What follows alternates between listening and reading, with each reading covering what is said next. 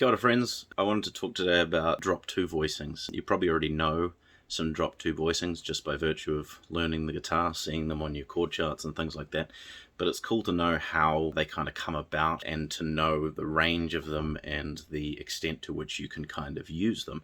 So I thought I'd talk a little bit about that. The name drop 2 is a little confusing because when I think 2, I think of the second degree of a scale or something like that, and you're dropping it, but that's not what it means. What it means is if you're looking at a 4-note chord written out on a stave, you have the first, the third, the fifth, and the seventh. You're taking the second note from the top and dropping it down an octave.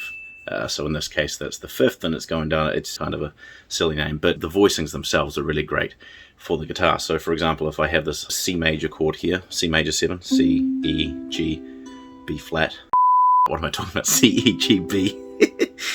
I'm awful. And then you take the second note from the top, in this case this G here, so it's the second note from the top of the thing, and you drop it down an octave. So this G goes down to an octave below here, and then you keep the C, E, and B where they are, and so you get this sound.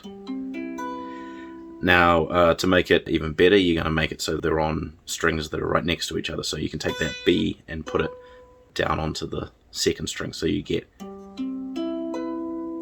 that. So there's your first C major 7 drop 2 voicing. Now you can invert that and have 3 other different iterations of that C major 7 voicing. So take the G down to an E, the C down to a B, the E down to the C, and the B goes down to G, and you end up with this nice one, which I really like. I really like that voicing a lot. It's got that nice crunchy semitone in the middle there.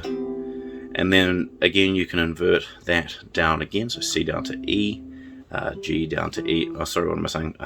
C, E down to C, G down to E, my brain's not working, B down to G, and G down to C. And so you get this one, which is probably one you already know, this shape for a C major 7 chord. And then the last one would be up here. Sorry, oh geez, what am I doing? There, C major 7. So you've got those 4 voicings. Now you can do those again on the top 4 strings, so you get, and you can also do them on the bottom 4 strings, so that, and I don't know this very well, that one there. I don't really know them that well on the bottom 4 strings. So that's those are the 4 voicings of C major 7 as drop 2 voicings. Now a good way to practice those is to pop on a metronome, and you start with 1 chord every 4 beats. So you'd go 1, 2, 3, 4, 1, 2, 3, 4, 1, 2, 3, 4, 1, 2, 3, and then you can pop it down to every 2 beats. So 1, 2, 3, 4, 1, 2, 3, 4, and then every 1 beat, 1, 2, 3, 4, 1, 2, 3, etc., etc. So you get really used to switching in between those. Now there's a couple of ways you can take this. As one, you learn them in all the different keys, and what you'll find is moving from one drop 2 voicing to a different letter name, I suppose. Generally they're kind of close, especially if you're moving in fifth. So for example, the C major 7 here moves really nicely to an F major 7 there, which you'll notice that this voicing here is the same as the C major 7 voicing up here, but in an F position.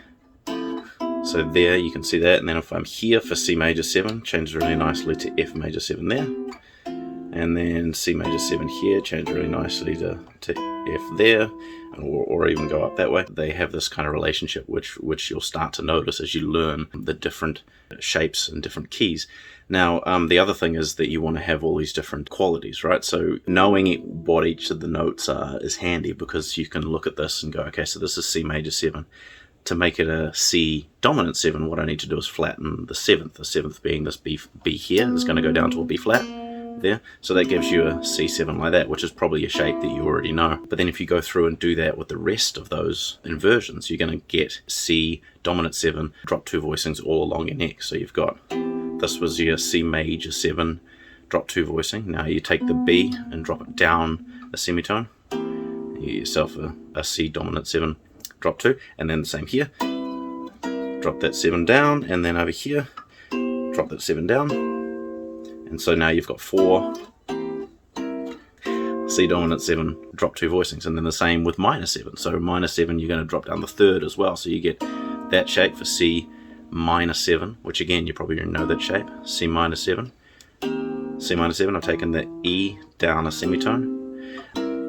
Here, take the E down a semitone, another C minor 7, and then here, take the E down a semitone, so you get that. So now you've got dunk, dunk, dunk, dunk, C minor 7, drop 2 voicings. Now you can keep going. You can take the 5th down, so you get C minor 7 flat 5 or C half diminished chord. So you get here, and then here you want to drop down the 5th to make that one, and then C minor 7, you're going to drop the 5th down here to make it C minor 7 flat 5, and here you want to drop the 5th down so you get C minor 7 flat 5 like this. So now you've got 4 C minor 7 flat 5, drop 2 voicings. The number of the day is 4. That's how you can kind of make those chords. Now really quickly, how they can apply. Obviously you can use a C major 7 as a C major 7, but other ways that you can use it as a rootless voicing, because the guitar is kind of limited in the sense that we've only got 6 strings, so we can only play kind of 6 notes at a time.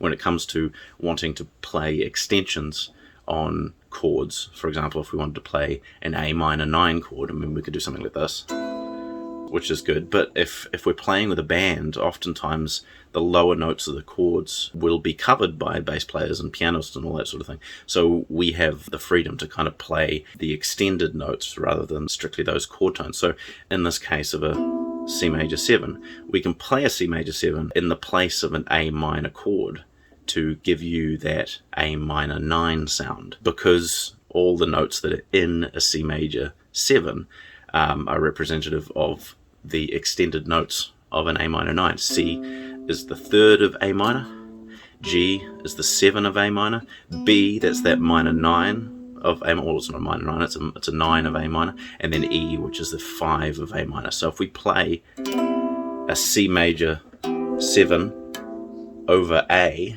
we get a nice A minor 9 sound, especially up on here. So if I play that A bass string and play any of those C major 7 drop 2 voicings, I get a A minor 9 sound. And that can be applied to all of these drop 2 voicings. Anyway, this video has gone on for 10 minutes, so I'm going to stop now. But hopefully that gives you some ideas of how to play drop 2 voicings. Peace out.